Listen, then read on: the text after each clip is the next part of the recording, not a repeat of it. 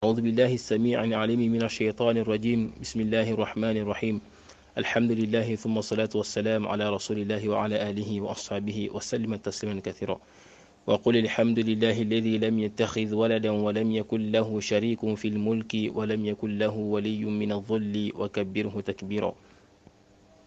Chers frères et sœurs en islam, avant tout propos, j'adresse toute la louange à Allah subhanahu wa ta'ala.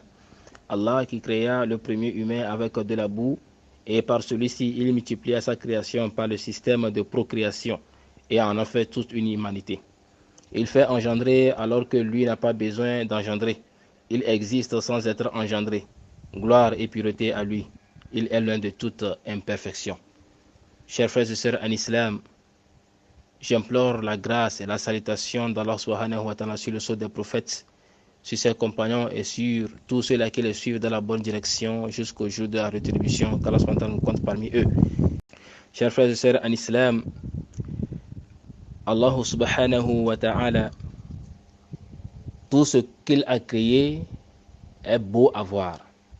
Tout ce qu'il a mis dans les cieux et sur la terre, tout ceci est beau à voir.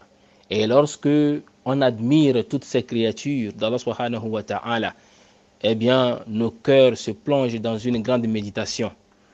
Et la finalité, ce qui ressort de notre bouche, eh bien, c'est gloire à celui qui a créé toutes ces choses belles et beaux.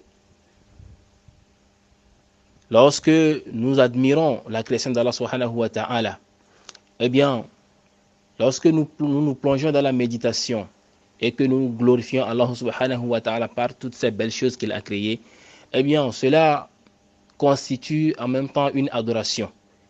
Car Allah subhanahu wa ta'ala lui-même nous enjoint de méditer sur sa création et de voir s'il y a un défaut quelque part. Eh bien s'il n'y a pas de défaut, eh bien sachez que celui qui les a créés n'a pas d'imperfection et n'a pas de défaut. Eh bien, il nous incombe le devoir